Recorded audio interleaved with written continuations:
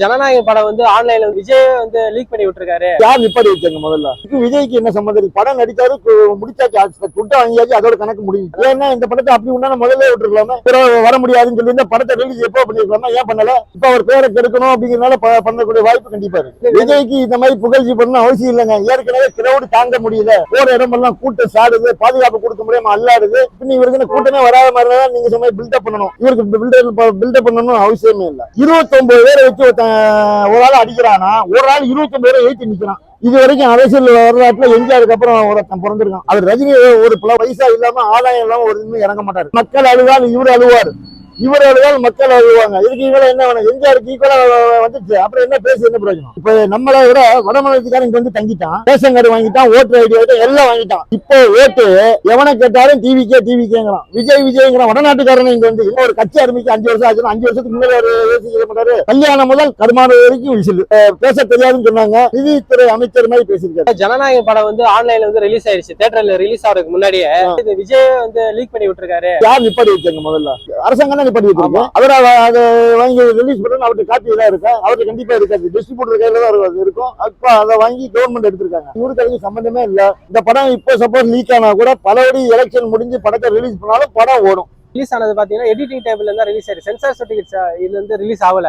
Editing அப்படின்னு சொல்லிட்டு அதுலயே வந்து வாட்டர் மார்க். அது யார் வேணா இன்னைக்கு டெக்னாலஜில செய்யலாங்க. ஆமா, இது யார் வேணாலும் செய்யலாம். எடிட்டிங் பண்ற இடத்துல கூட ஃபீல் இருப்பான். ஆமா, இது தவறு நடக்குது. இதுக்கு விஜய்க்கு என்ன சம்பந்தம்? படம் நடிச்சாரு, முடிச்சாச்சு, துட்டா வாங்கியாச்சு, அதோட கணக்கு முடிஞ்சிச்சு. ஹோட்டலுக்கு போனா சாப்பிட்டேன், வெளியே வந்துட்டேன், அவ்வளவுதான் கதை. இது லீக் பண்ணது வந்து பாத்தீங்கன்னா பிஜேபி இல்ல டிஎம்கே அப்படின்றாங்க. அதை பத்தி ஒரு கருத்து இருக்கலாம். அது வந்து சந்தேகத்தின் அடிப்படையில் எல்லாருக்கும் இருக்கலாம். இப்ப விஜய் சொல்லலையா, கரூர்ல நடந்த சம்பவத்துக்கு விஜய் பழிய போடலையா? ஏன்னா இந்த படத்தை அப்படி உண்டான முதல்ல விட்டுருக்கலாமா? இப்ப அவர் பேரை கெடுக்கணும் அப்படிங்கிறனால பண்ணக்கூடிய வாய்ப்பு கண்டிப்பா இருக்கு. ஏன்னா டிஎம்கே பண்ணிருந்தாங்கன்னா இப்ப அவருக்கு பாசிட்டிவான காட்சிகள் படத்துல வந்து இருக்கு. டிஎம்கே எதிராக சில கருத்துக்கள்லாம் இருக்கு. மேபி அவரும் பண்ணிருக்க முடியாது. இப்ப விஜய் தான் பண்ணிருப்பாங்கன்னு ஒரு கட்டம் வந்து விஜய்க்கு இந்த மாதிரி புகழ்ச்சி பண்ணணும் அவசியம் இல்லைங்க. ஏற்கனவே கிரௌடு தாங்க முடியல, போற இடமெல்லாம் கூட்டம் சாடுது, பாதுகாப்பு கொடுக்க முடியாம அல்லாடுது. பின்ன இவருக்கு கூட்டமே வராத மாதிரி தான் நீங்க சொன்ன பில்டப் பண்ணணும். இவருக்கு பில்டப் பண்ணணும் அவசியமே இல்லை. நட்சத்திரம் வந்து ரஜினி, விஜய் தான். குரல் வந்து நிறைய பேர் திரைத்துறையில கொடுத்துருக்காங்க. இந்த படம் ரிலீஸ் ஆயிடுச்சு, யாரும் ஆன்லைன்ல வந்து பாக்காதீங்க, தியேட்டர்ல போய் பாருங்க அப்படின்னு சொல்லிட்டு. இதுல வந்து கடைசியா வந்து பாத்தீங்கன்னா ரஜினி வந்து சும்மா பேருக்குன்ட்டு ஒரு இது கொடுத்திருக்காரு. அவர் வந்து முன்னாடி வந்து அவர் நிறைய பேர் வந்து கேள்வி கேட்டிருக்காங்க, அரசியல் ஏதோ சாடி இருக்காங்க, இது பண்ணிருக்காங்க, கிண்டல் பண்ணிருக்காங்க. ஆதவ அர்ஜுனா சொன்ன விஷயத்துக்காக வந்து ஒரு அறிக்கை வந்து விட்டாரு. இப்ப விஜய் மேல அவர் தனிப்பட்ட முறையில வந்து ஏதோ இது இருக்குங்களா? அரசியல் உதவியில சப்போஸ் ஜெயிக்கிறாரு இதுவே தெரிய போகுது. அவர் ரஜினி ஒரு பைசா இல்லாம ஆதாயம் இல்லாம ஒரு இன்னும் இறங்க மாட்டாரு. இப்போ ஒரு இடத்துக்கு போனோம்னா தனக்கு என்ன கிடைக்கும் அதுதான் பாப்பாரு. நம்ம நாட்டுக்கு என்ன கிடைக்கும்னு பார்க்க மாட்டாரு, தனக்கு என்ன கிடைக்கும்னு பாப்பாரு. இப்ப நாளைக்கு சப்போஸ் விஜய் சிஎம் ஆயிட்டா அவருக்கு ஏதாவது தேவைப்படும், வேற ஏதாவது ஒரு மண்டபம் கட்டலாம், அதுக்கு இடம் தேவைப்படலாம். அந்த ஏதாவது இல்ல இப்ப இருக்கிற மண்டபத்தில் முட்டுக்கட்டை இருந்து அதை ரிலீஸ் பண்ணலாம். அவருக்கு சுயலாம் இல்லாம எதுவும் பண்ண மாட்டாரு. நட்சத்திரங்களுக்கு விஜய் ஒரு சின்ன நன்றி கூட போடலையே அப்படின்னு சொல்லிட்டு ஒரு சில தரப்பினர் வந்து சொல்றாங்க. நன்றியில வாயால சொல்லணுமா? பேப்பர்காரனை கூப்பிடணுமா? இல்ல உங்க யூடியூப் சேனல் கூப்பிடணுமா? அவருக்கு செல்போன் இல்ல, எல்லாருக்கும் பேசியிருப்பாரு. அதெல்லாம் மாற்று கருத்தே இல்லை. அப்படியே அவர் சொல்லாட்டாலும் யாரும் கேட்க போறது இல்லை. இன்னைக்கு சுற்றுப்பயணம் வந்து அலைஞ்சிட்டு இருக்காரு, அதனால பிஸியா இருப்பாரு. இதுக்கு அப்புறம் கூட பேசலாம். அது இப்ப அப்படி பார்த்தப்ப இவர் தோத்துருவாரு, வர முடியாதுன்னு சொல்லி இந்த படத்தை ரிலீஸ் எப்போ பண்ணிருக்கோம்னா ஏன் பண்ணல? அது விஷயம் இருக்கு. அப்ப படத்துல ஏதோ இருக்குன்னு அர்த்தம். வெளியே வந்துருங்க. நான் ஏற்கனவே சொன்னேன், 20 நாளைக்கு முன்னால சொன்னேன், ஏதோ ஒரு விஷயமா இது லீக் ஆகும் அப்படின்னு. கண்டிப்பா நான் சொன்ன மாதிரி நல்ல கஜேத்தன் சொன்ன மாதிரி ஆயிடுச்சு. எல்லாருக்குமே என்னுடைய ஃபேவரட் பாக்குறவங்களுக்கு எல்லாருக்கும் தெரிஞ்சிருக்கும். இப்போ நான் சொல்றேன், எலெக்ஷனுக்கு முடிஞ்ச பிறகு இந்த படம் கண்டிப்பா ரிலீஸ் பண்ணுவாங்க. இப்ப ரஜினி தனிப்பட்ட முறையில வந்து பாப்பாரா? நம்ம வந்து அரசியல் வரோம்னு சொல்லி சொன்னோம், வரவில்லை. கடைசியில் இந்த இவர் வந்து சொன்னாரு, செஞ்சாரு, சொல்றதெல்லாம் செஞ்சுட்டே வராரு. பண ஒருத்தர் ரஜினி கண்டிப்பா ஆதவர்ஜுனா சொன்னாரு, உங்களுக்கு வந்து 28% 18% வாக்கு இருக்கு, நீங்க வந்து இது பண்ணி இருந்திருக்கலாம் அப்படின்றது. அவருக்கு என்னன்னு கேட்டீங்கன்னா, விஜய் எப்படி எதிர்கட்சி எழுத்து சாடுறாரு, எப்படி கேள்வி கேட்கிறாரு, பாயிண்ட் பேசுறாரு. இப்ப நல்ல கட்சி எல்லாரும் கிராஸ் கேள்வி கேட்டு நல்ல கட்சி பயப்படாம பேசுறியா? அதுமே அவர் பேசணும்ல. அவருக்கு அந்த அளவுக்கு சினிமால தான் டைலாக் பேசுறது, நேர்ல பேசுறது அவ்வளவு பேச மாட்டார். இவ்வளவு பழி என் மேல வந்து போட்டுருவாங்க, அப்பயும் வந்து மக்கள் வந்து அதை நம்பாம எனக்கு வந்து சப்போர்ட் பண்றீங்க அப்படின்னு சொல்லிட்டு. அதுதான் அது எப்படின்னு கேட்டீங்கன்னா, மக்கள் அழுவால் இவர் அழுவார், இவர் அழுவால் மக்கள் அழுவாங்க. இதுக்கு இவங்க என்ன வேணும்? எம்ஜிஆருக்கு ஈக்குவலா வந்துச்சு. அப்புறம் என்ன பேசி என்ன பிரயோஜனம்? கன்னியாகுமரியில மட்டும் பாத்தீங்கன்னா அந்த போலீஸ் பாதுகாப்பு ரொம்ப சிறப்பா இருக்கு. இங்க சென்னையில மட்டும் அவருக்கு பாதுகாப்பு வந்து ரொம்ப இதுவா இருக்கு, ரொம்ப கிளம்சியா பண்றாங்க.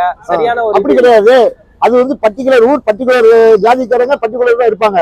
சென்னையை பொறுத்த வரைக்கும் எல்லாரும் இருக்காங்க. டோட்டல் ஃபாரினர்ல இருந்து ஆரம்பிச்சு, நம்ம கன்னியாகுமரியில இருந்து ஆரம்பிச்சு சென்னை வரைக்கும் உள்ள ஊர்ல உள்ள எல்லாரும் பொழைக்க இங்கதான் வராங்க. வடமாநிலக்காரங்க இங்கதான் பொழைக்க வராங்க.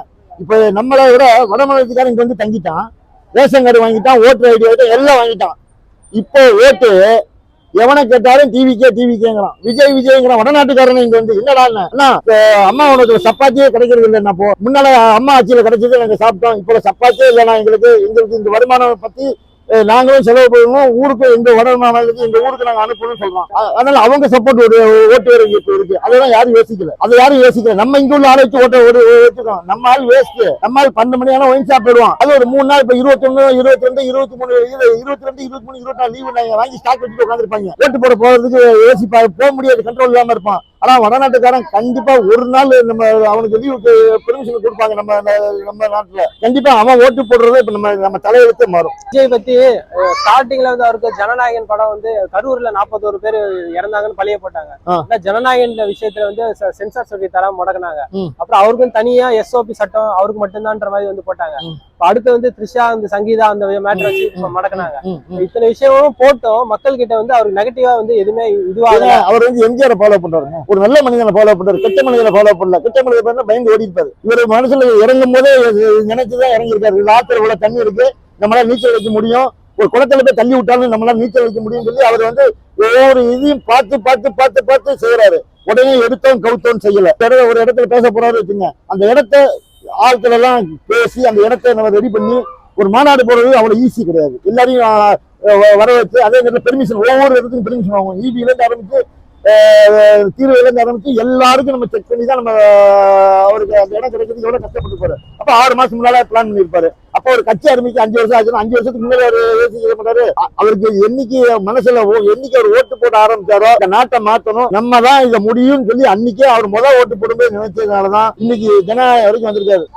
சிங்கலா நிக்குது. 29 பேரை வச்சு ஒரு ஆள் அடிக்கிறானா, ஒரு ஆள் 29 பேரை ஏற்றி நிக்கிறான். இது வரைக்கும் அரசியல் வரலாற்றுல எம்ஜிஆருக்கு அப்புறம் ஒருத்தன் பிறந்திருக்கான். அந்த பையனை வளர விடணும், வாழ விடணும். அதுதான் என்னுடைய ஆசை. மீண்டும் ஒரு எம்ஜிஆருடைய ஆட்சி நம்மள்ட்ட வரணும். நம்ம மக்கள் நேரா போறீங்க, நம்ம தலைவர் சொல்ற மாதிரி விசில் சின்னத்துக்கு போய் ஓட்டு போடுறீங்க. 2வது இவருக்கு சின்ன கிடையாது, பெரிய விஷயங்க. சின்ன குழந்தையில இருந்து ஆரம்பிச்சு அவன் ஒரு மனிதன் இறக்கும் வரை போன மாம்பழம் விசில் அடிச்சு தான் கொண்டு போறாங்க. கல்யாணம் முதல் கருமான வரைக்கும் விசில். அப்ப எல்லா மனசுலையும் படுது. கண்டக்டர் வாயில விசில், போலீஸ் வாயில விசில், டிராபிக் போலீஸ் வாயில, ரயில்ல TTR விசில். அப்ப எல்லா மைண்ட்லயும் எல்லா செட்டிங்ல இருக்கு.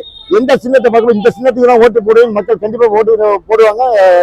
உங்களுக்கு அதுல மாற்று கருத்தே இல்லை. தொடர்ந்து முடக்கிட்டே இருக்காங்க. அதாவது நல்லவன் வரக்கூடாது, தீயவன் தான் வரணும், தீய செயல் தான் செய்யணும். மக்களை தீய செயலே கண்ட்ரோல்ல வச்சுக்கிட்டாலும் நம்ம ஆட்சி பண்ண முடியும் அப்படிங்கிறது அரசியல்வாதி கருத்து.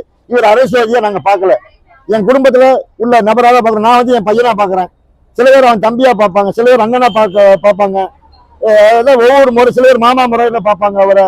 அதனால அவர் வந்து குடும்ப அரசியல் பண்ணல, குடும்ப கட்சியாக தான் நடத்துறாரு. அதனால இவர் அரசியல்வாதி நாங்க சொல்லல, அரசியல்வாதி மாதிரி இருக்கவும் மாட்டாரு. விஜய் வந்து எதுக்குமே வாய் திறக்க மாட்டாரு. மிச்சம் மத்த விஷயங்கள்லாம் பேசுறாரு. நேற்று கேட்ட கேள்வி, திருவள்ளூர்ல பேசுனது என்ன மாதிரி பேசினாரு, கன்னியாகுமரியில என்ன மாதிரி பேசினாரு. மீனவர்கள் ஃபுல் கவரேஜ். எம்ஜிஆருக்கு அப்புறம் நான் பார்த்ததுல நேற்று அவ்வளவு செலவு கொடுத்திருக்காரு.